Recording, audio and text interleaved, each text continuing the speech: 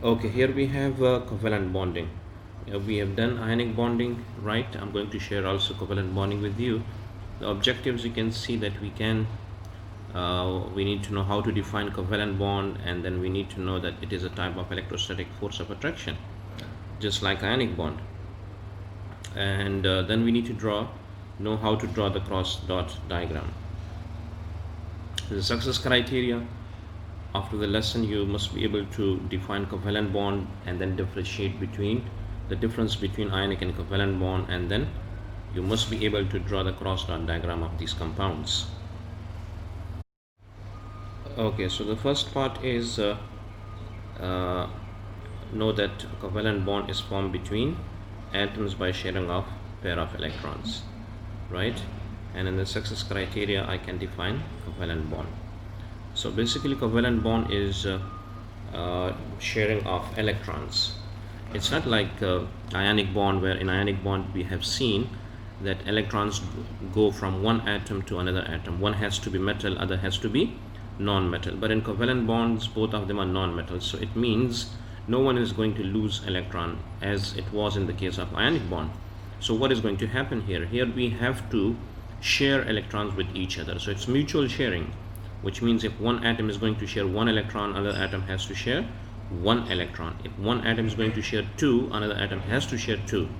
If one atom is going to share three, then the other atom has to share three electrons. And this is how they are going to complete their bonding, and this is how they are going to come in the structure of covalent compounds. Now, so it has to be sharing, the first thing. So if you want to define, definition is that covalent bond is electrostatic force of attraction, which is produced by mutual sharing of electrons between two atoms, right?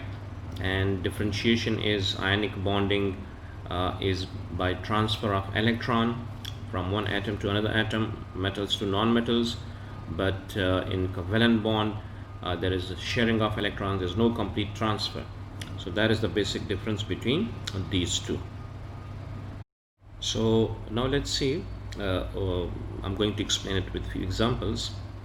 I'm going to do the comparison of ionic bond with covalent bond. So remember, in ionic bond, suppose we had sodium, right? So the structure of sodium was, suppose we had Na, and the atomic number was 11, and the electronic configuration is 2, 8 and 1. And then we had chlorine, atomic number 17, and the electronic configuration was 2, 8 and 7. So chlorine needs one electron to complete its outermost shell. Outermost shell means the last shell.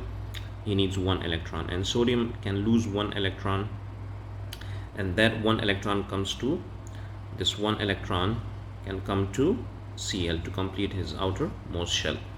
Now if we are going to give this one electron, then basically we know that this outermost shell will become empty. And keep it in mind that if an electronic shell is empty, it is not existing, it will just finish. So the outermost shell of sodium will be this one, and then chlorine has 7 plus 1, 8, so both of them will complete.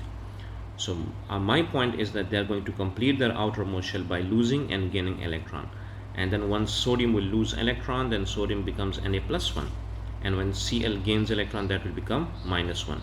But the electronic configuration will be 2 and 8. For Cl it will become 2, 8 and 8. Now both of them are complete, right?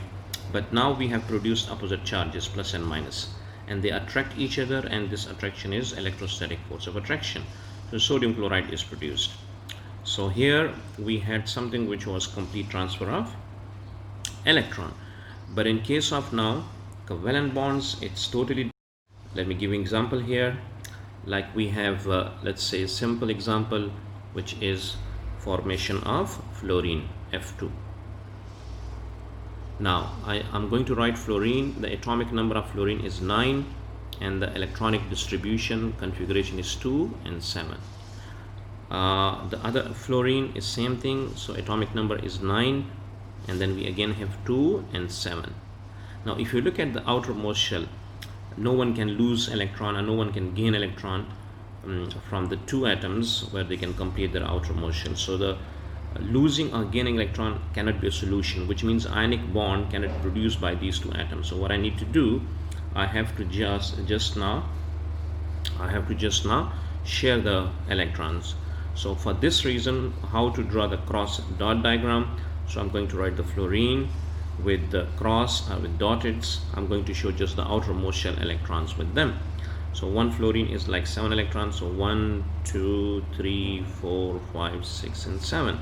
Now let me draw the other fluorine. Other fluorine is also 7 electrons, but by crosses 1, 2, 3, 4, 5, 6, and 7. Right? Now you can see that each one has 7 electrons in the outermost shell. Now what if I just join the 2 electrons with each other? Share these 2 electrons with each other. Now I'm going to count the total number of electrons with each one, and that will become like the I can see that electrons will complete. Now see, like this fluorine has now 1, 2, 3, 4, 5, 6, 7, and 8.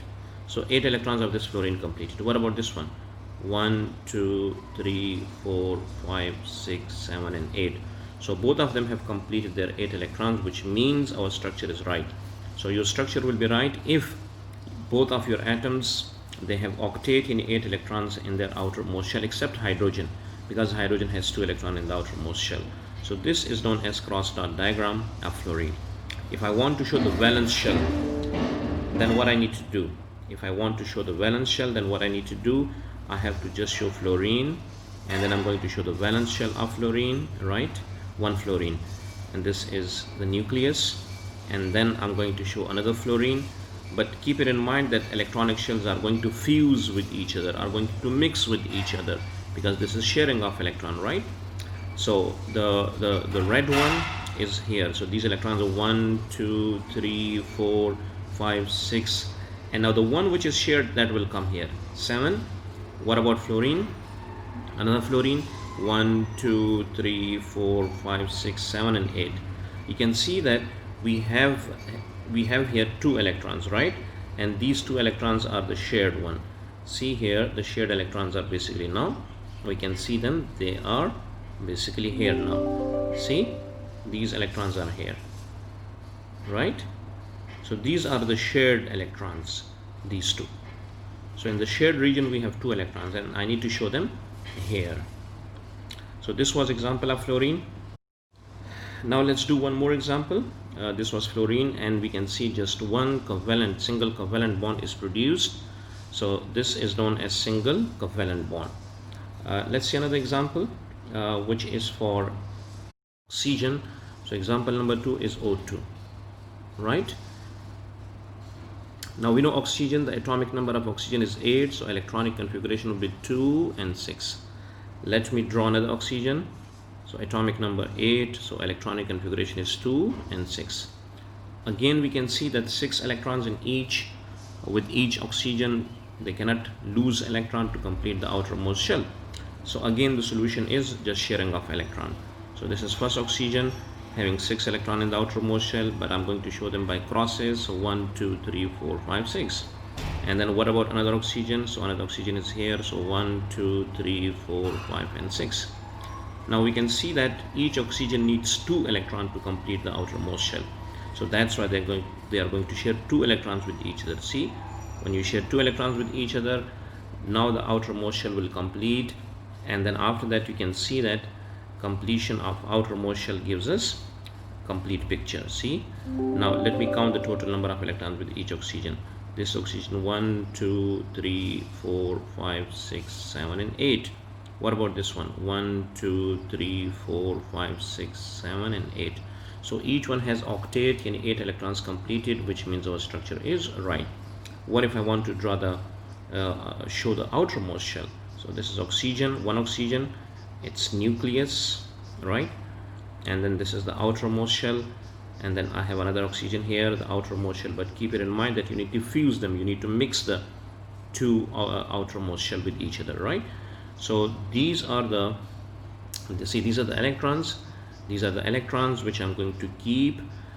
These are the electrons which I'm going to keep here in the outermost shell. These one. right?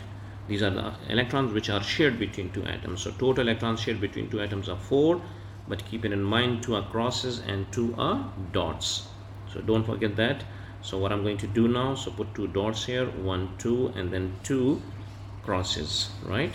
So 2 crosses here. So this is 1, and then 2. Total electrons are 4. What about the other electrons? I need to put even them here.